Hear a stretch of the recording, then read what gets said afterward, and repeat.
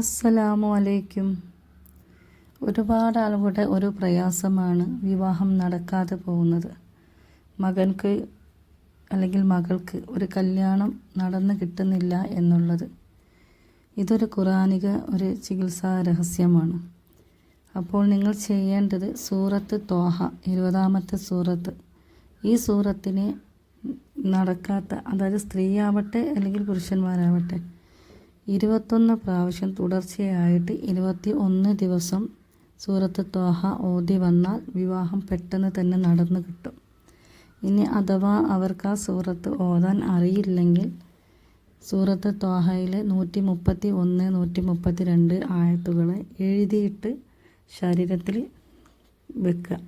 എന്നാലും പെട്ടെന്ന് വിവാഹം നടന്നു കിട്ടുന്നതാണ്. അതുപോലെ കണ്ണീർ, ഷിഹർ ഇതൊക്കെ മാറിക്കിട്ടാൻ നിത്യവും സൂറത്ത് ത്വാഹ ഓതുക. ഇനി അതുപോലെ തന്നെ വരുമാനം വർദ്ധിക്കാൻ സൂറത്ത് ത്വാഹയിലെ 25, 26, 27, 28 എന്നീ ആയത്തുകളെ നിത്യവും ഓതിയാൽ വരുമാനം കണക്കില്ലാണ്ട് വർദ്ധിക്കും. ആ ഒരു ആയത്തുകൾ എടുത്തു വെച്ചിട്ട് ഓതുക.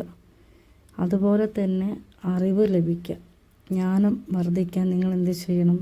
സൂറത്ത് ത്വാഹയിലെ 114-ാമത്തെ ആയത്തിന് ഓരോ നിസ്കാരത്തിന് ശേഷവും പരമാവധി വർദ്ധിപ്പിക്കുക.